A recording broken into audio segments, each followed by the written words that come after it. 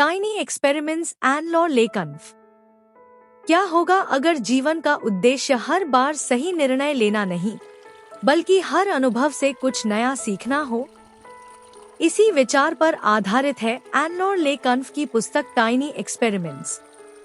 यह पुस्तक हमें सिखाती है कि जीवन को एक ऐसी परीक्षा एग्जाम की तरह नहीं देखना चाहिए जिसमें हर उत्तर सही होना आवश्यक हो।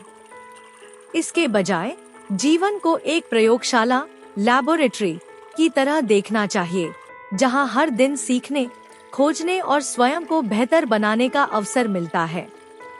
हम में से अधिकांश लोग अपने जीवन में बड़े बड़े लक्ष्य बनाते हैं, जैसे सफल करियर, प्रतियोगी परीक्षा में सफलता, आर्थिक स्वतंत्रता या स्वस्थ जीवन।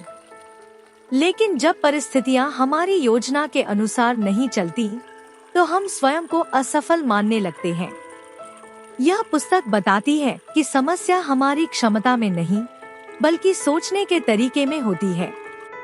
लेखिका का मानना है कि सफलता किसी एक बड़े निर्णय या केवल इच्छा शक्ति का परिणाम नहीं होती, बल्कि यह छोटे छोटे प्रयोगों, टाइनी एक्सपेरिमेंट्स, निरंतर सीखने, आत्मचिंतन और धीरे धीरे सुधार करने की प्रक्रिया से बनती है।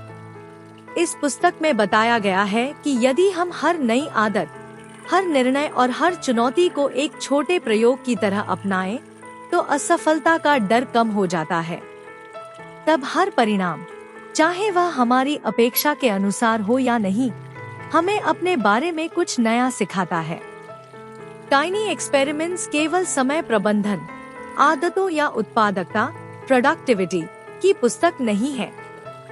यह एक नई जीवन दृष्टि लाइफ फिलॉसफी प्रस्तुत करती है, जिसमें जिज्ञासा, क्यूरियोसिटी, सीखने की इच्छा, लर्निंग, लचीलापन, फ्लेक्सिबिलिटी और निरंतर विकास कंटिन्यूअस ग्रोथ को सफलता की वास्तविक कुंजी माना गया है। यह पुस्तक विद्यार्थियों, प्रतियोगी परीक्षाओं की तैयारी करने वाले अभ्यर्थियों, पेशेवरों, उद्यमियों और उन सभी लोगों के लिए उपयोगी है जो अपने जीवन में सकारात्मक परिवर्तन लाना चाहते हैं, लेकिन असफलता के डर या पूर्णता परफेक्शन की चाह के कारण शुरुआत नहीं कर पाते। आगे पुस्तक के प्रमुख सिद्धांतों और सीखों को क्रमवार समझा जा सकता है। इस पुस्तक की 20 सबसे महत्वपूर्ण सीख केवल हिंदी में। एक जीवन एक परीक्षा नहीं, बल्कि एक प्रयोगशाला है। हर अनुभव से कुछ नया सीखने की कोशिश करें, चाहे वह सफल हो या असफल। 2. बड़े लक्ष्यों की जगह छोटे छोटे प्रयोग करें। छोटे प्रयोग शुरू करना आसान होता है और उनसे सीखना भी सरल होता है। 3. असफलता हार नहीं, सीखने का अवसर है। हर असफल प्रयास आपको बताता है कि अगली बार क्या बदलना है। 4. जिज्ञासा को अपना मार्गदर्शक बनाइए।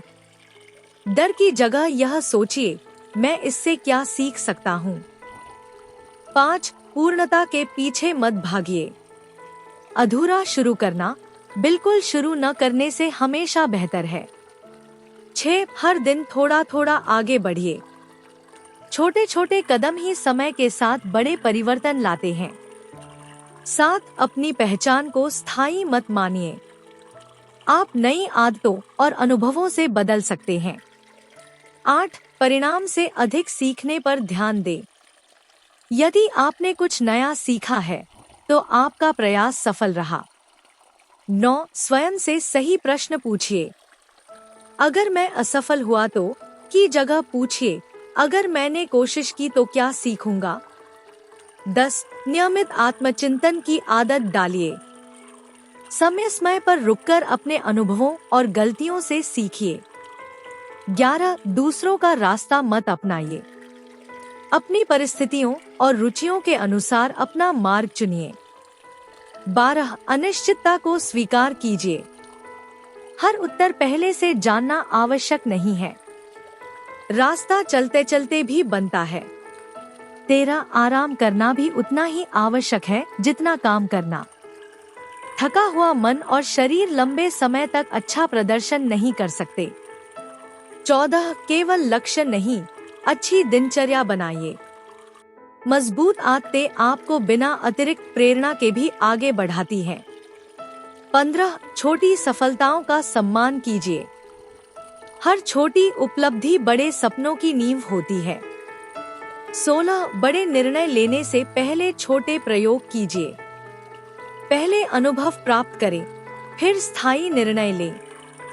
17 अपनी तुलना केवल अपने पुराने स्वरूप से करें।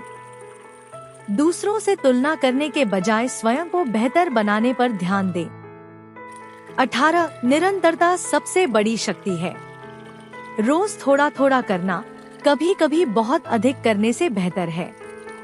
19 अपने अनुभवों को लिखने की आदत डालिए। डायरी या जर्नल आपको अपनी प्रगति और सीख को समझने में मदद करता है। 20 सीखना और बदलना कभी बंद मत कीजिए। जो व्यक्ति जीवन भर सीखता रहता है वही समय के साथ सबसे अधिक विकसित होता है। जीवन में खुद को सही साबित करने की बजाय हर दिन छोटे छोटे प्रयोग करके सीखते रहिए।